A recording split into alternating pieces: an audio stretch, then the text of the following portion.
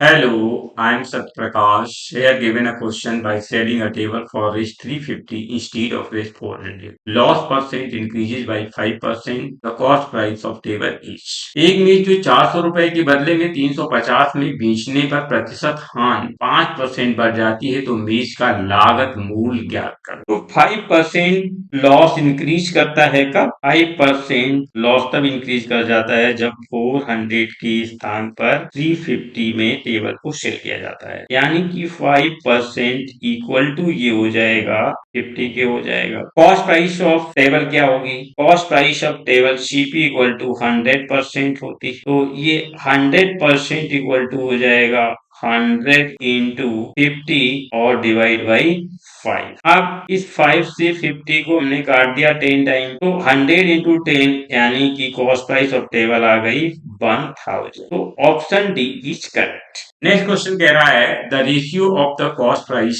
And selling price of an article is 20:21। What is the gain percent? एक वस्तु के लागत मूल्य तथा विक्रय मूल्य का अनुपात 20:21 है, तो प्रतिशत लाभ ज्ञात करें। अब यहाँ पर गिवन रेशियो जो आपका है CP ratio SP cost price और सेलिंग प्राइस का रेशियो दिया गया 20:21। अब कॉस्ट प्राइस तो ये 20 हो जाएगी और सेलिंग प्राइस यहाँ पर 21 ले ली जाएगी। अब हमसे ये गेन परसेंट पूछ रहा है। गेन परसेंट बराबर क्या होता है, यानी कि प्रॉफिट इक्वल टू होता है एसपी माइनस सीपी, और ये कब होता है? जब एसपी ग्रेटर देन सीपी हो। तो यहाँ पर प्रॉफिट आया एसपी 21 दिया जाएगा और सीपी 20 दिया जाएगा, तो ये तो 1 रुपीज हो गया। अब प्रॉफिट परसेंट इक्वल टू क्या होता है? प्रॉफिट परसेंट इक्वल टू होता है profit into 100 divide by cost price. अब इसको जब कैलकुलेट करते हैं तो प्रॉफिट तो 1 का है इंटू 100 और divide by CP. Cost price जो है सीपी वो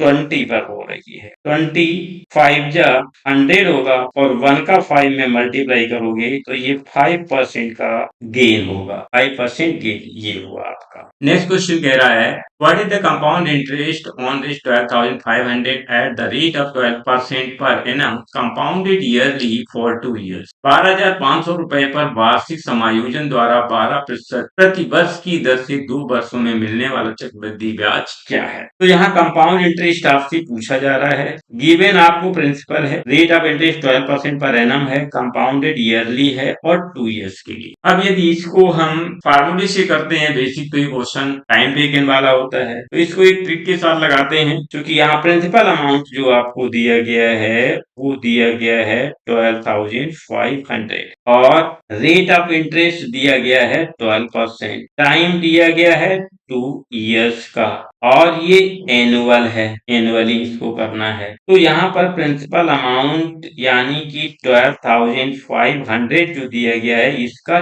12% हम कब कैलकुलेट करेंगे? कितने ईयर्स के लिए? फर्स्ट ईयर और सेकेंड ईयर के लिए। 2 years का बताया था। सिंपल इंटरेस्ट फर्स्ट ईयर और सेकेंड ईयर सभी ईयर्स के लिए इक्वल होता है। 12,500 का 12% निकालो, डबल जीरो कट जाएंगे, 12 5 जा 60 का 0 होगा, 12 2 जा 24 और 6 30 का 0 होगा, 12 1 15 हो जाएगा आपका ये। जब 12,500 का 12% 1500 है तो यही फर्स्ट ईयर का भी सिंपल इंटरेस्ट होगा, यही सिंपल इंटरेस्ट सेकेंड ईयर का भी होगा। अब क्योंकि इनको कंपाउंड इंटरेस्ट के साथ में निकालना है तो फिर से 12% निकालेंगे। तो आप किसका 12% निकालेंगे? 1500 का। 1500 का 12% जब आप निकालेंगे तो डबल जीरो कैंसिल हो जाएगा, 12 का 15 में मल्टीप्लाई करेंगे तो ये 180 आएगा आपका। आप इन दोनों को ऐड करो तो ये सिंपल इंटरेस्ट दोनों जब आपके ऐड हो जाएंगे तो ये तो हो जाएगा 3000 प्लस 180 इसमें ऐड करिए तो ये इक्वल हो जाएगा 3180। ये आपका है कंपाउंड इंटरेस्ट, ये आपका है सिंपल इंटरेस्ट, और ये जो आपका है ये compound interest minus simple interest का डिफरेंस होता है। तो आंसर जो आपसे पूछा गया कंपाउंड इंटरेस्ट वो ये है आपका 3180। तो ऑप्शन डी इज करेक्ट। यहाँ पर नेक्स्ट क्वेश्चन आपका A can do a piece of work in 20 days which B can do in 12 days। We work at it for 9 days, A can finish the remaining work ए किसी काम को 20 दिनों में कर सकता है, जबकि बी उसी काम को 12 दिनों में कर सकता है। बी 9 दिनों तक काम करता है, तो बचा हुआ काम ए कितने दिनों में समाप्त करेगा। अब टाइम इन वर्क का ही क्वेश्चन है, तो कह रहा है ए जो है काम को कंप्लीट करता है 20 डेज में और बी सेम वर्क को कंप्लीट करता है 12 डेज में। ये टाइम दिया गया है। अब इन दोनों काम क्या करें, एलसीएम निकाल लें। एलसीएम निकालेंगे तो 20 और 12 का कितना हो जाएगा, 60। अब ए कितने दिन में रिमेनिंग वर्क करेगा, तो उसके लिए हमें ए बी की कैपेसिटी चाहिए। कैपेसिटी निकालने के लिए हम एलसीएम में टाइम से डिवाइड करेंगे, तो ए की कैपेसिटी निकालने के लिए हम 60 में 20 से डिवाइड करेंगे तो 3 टाइम जाएगा। बी की कैपेसिटी निकालने के लिए 60 में हम 12 से डिवाइड करेंगे तो ये 5 टाइम जाएगा। अब क्योंकि बी 1 डे में 5 यूनिट करता है, 60 यूनिट काम टोटल है, तो 9 डे में बी कितना करेगा, तो 9 डे के लिए इसमें हम 5 1 डे में करता तो 9 से मल्टीप्लाई करो, यानी कि ये 45 यूनिट 9 डे में कर देगा। तो अब रिमेनिंग वर्क जो बचा है वो बचा है 15 यूनिट।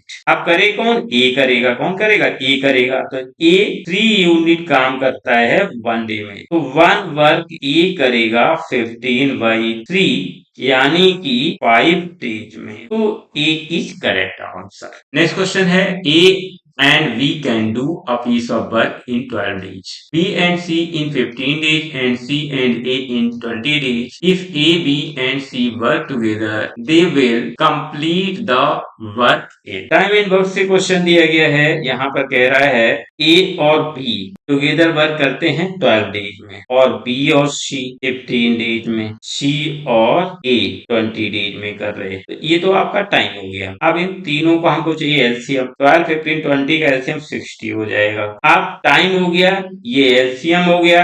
अब हमको चाहिए क्या, एबीसी से करवाना, तो इनकी कैपेसिटी चाहिए। कैपेसिटी के लिए क्या करेंगे, यानी क्षमता चाहिए, तो कैपेसिटी निकालने के लिए एलसीएम में हम टाइम से भाग लगाएंगे। एबी की कैपेसिटी निकालने के लिए 60 में 12 से डिवाइड करेंगे, तो ये हो जाएगा 12 5 जा 60। बीसी की कैपेसिटी निकालने के लिए 60 में 15 से करेंगे तो 4 टाइम जाएगा और सीए की कैपेसिटी निकालने के लिए 60 में 20 से दें तो 3 टाइम जाएगा। अब यहाँ पर आप देख रहे हैं कि ये टोटल एबी बीसी सी है, इसमें 2 टाइम ए आया, 2 टाइम बी आया, 2 टाइम सी आया। तो इसको अगर कैपेसिटी को जोड़ते हैं 5 4 9 3 12 कैपेसिटी ये है, 2 टाइम ए है तो ये बाहर ले लेते हैं, कॉमन लिखते हैं ए प्लस बी प्लस सी और इसमें टोटल वर्क कितना है 60 यूनिट के है। अब चूंकि हमको एबीसी से वर्क करवाना है तो यहाँ पर ये 12 कैपेसिटी 2A 2B 2C के है तो 2 से डिवाइड कर देंगे। 2 से जब डिवाइड कर देंगे तो अब हमारी जो कैपेसिटी बचेगी ए प्लस बी प्लस सी की होगी जो 60 यूनिट काम कर रहा है, तो ये 6 पर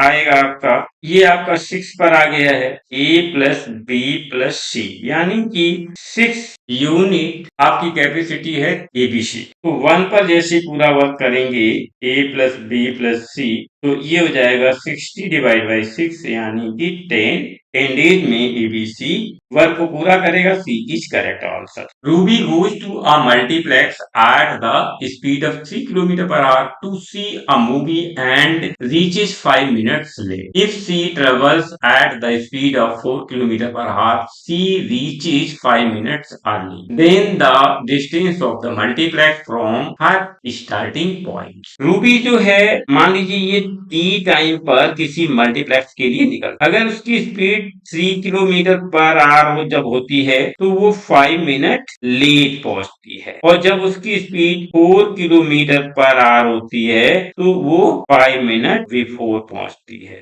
बिफोर और लेट के बीच अगर हम डिफरेंस देखें तो कितना आएगा, 10 मिनट का आएगा। 5 मिनट बिफोर है, 5 मिनट लेट है। तो अब आप जानते हैं टाइम इक्वल टू होता है डिस्टेंस अपॉन स्पीड। ये टाइम 10 मिनट जो है ये डिफरेंस दिया गया है, तो टाइम का डिफरेंस है तो ये हो जाएगा 10 मिनट्स इक्वल टू, और यहाँ डिस्टेंस स्टार्टिंग पॉइंट से मल्टीप्लेक्स की डी है जो कांस्टेंट है, तो ये डी अपॉन आपकी S1 मान लीजिए और ये हो जाएगा डी अपॉन S। तो ये 10 मिनट है, ये किलोमीटर में distance, speed kilometre per our में है, ये मिनट है तो मिनट को घंटे में चेंज करेंगे, आवर में तो 60 से डिवाइड कर देंगे तो ये आर हो गया और ये डी अपॉन 3 हो जाएगा माइनस डी अपॉन ये 4 हो जाएगा, ये कट गया तो 1/6 हो जाएगा, यहाँ पर 10 6 जा 60, तो ये यहाँ पर एलसीएम आपका 12 आ जाएगा, तो ये हो जाएगा 4d माइनस 3d। अब ये हो जाएगा 1/6 इक्वल टू d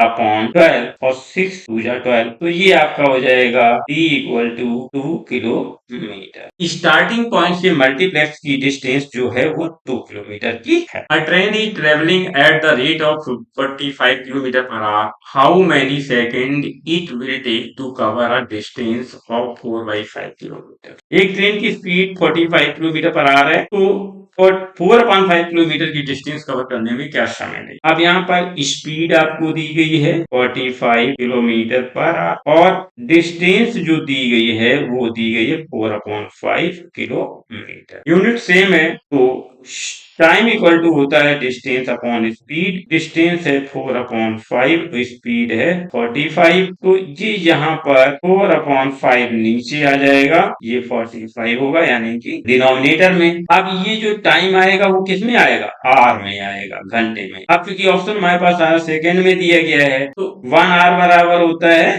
60 मिनट, और इसमें 60 से और मल्टीप्लाई का तो सेकेंड हो जाएगा, यानी कि ये हो जाएगा 4 into 60 into 60 divide by 5 into 45। अब 5 से ये 60 काटो तो 12 टाइम कटेगा, और 15 से काटिएगा तो ये 3 टाइम कटेगा, ये 4 टाइम कटेगा, और 3 से ये 12 काटिए, ये भी 4 टाइम। तो टाइम इक्वल टू हो जाएगा 4 इंटू 4 यानी कि 64 सेकेंड। तो this is the solution of this question. Thanks for watching.